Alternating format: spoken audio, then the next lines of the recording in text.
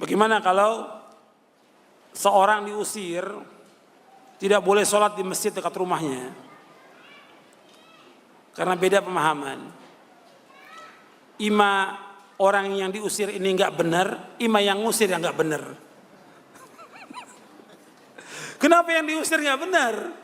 Ya mungkin tindakannya dia kalau nggak benar sehingga diusir. Mungkin dia baru datang pertama kali sudah jago, nggak boleh usoli, bidah, kunut bidah, ya diusir sama orang.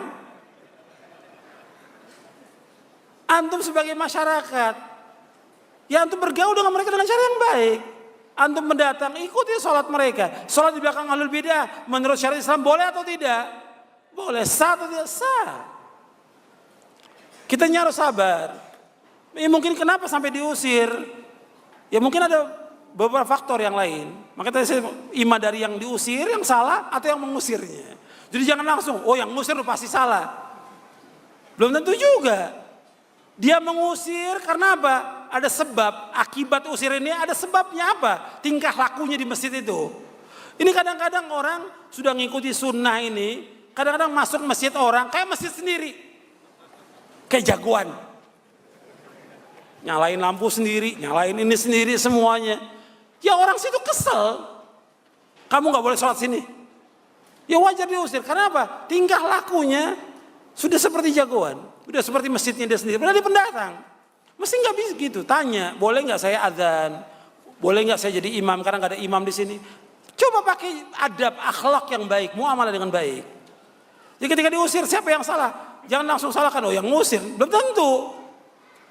Bahwa ada juga di tempat yang lain, yang katanya sunnah juga, ada orang yang awam nggak boleh sholat.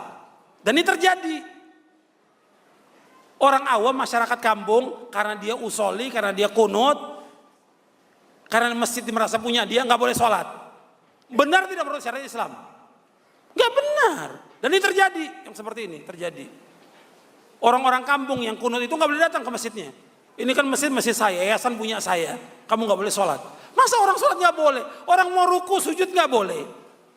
Kalau dia kunut diingatkan dengan cara yang baik. Ini muamalah sekarang banyak yang nggak beres sudah. Makanya antum belajar ilmu, belajar adab dan akhlak. Bagaimana adab dan akhlak penuntut ilmu. Ini penting. Nah kalau kita sudah diusir, ya kita sholat nggak boleh ada yang larang. Nggak boleh melarang orang sholat. Kalau nggak boleh juga oleh mereka, ya kita cari masjid yang lain. Jadi ini ketika bertanya seperti ini, jangan langsung dijawab. Kadang-kadang antum menjawab, oh sudah jelas salah yang ngusir. Lihat dulu orangnya, siapa? Jadi belum tentu yang salah yang ngusir.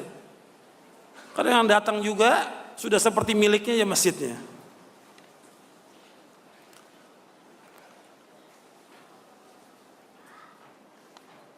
Bagaimana tentang sholat isya? Apakah sholat itu panjang waktunya sampai subuh atau sampai pertengahan? Ada dua pendapat ulama. Tapi yang kuat pendapatnya bahwa sholat isya itu ila nisfil lail awsat. Menurut hadis Muslim. Sampai pertengahan malam. Itu yang kuat. Dan itu pendapat jumhur ulama. Nah, itu.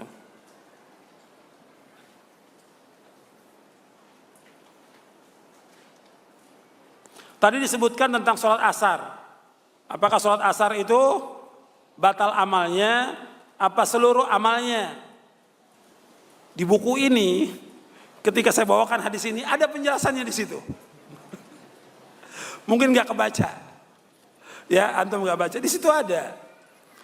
Artinya bukan seluruh amal, tidak. Amal yang hari itu aja yang ditolak oleh Allah, yang dihapuskan. Yang menghapuskan seluruh amal yaitu apa? Syirik.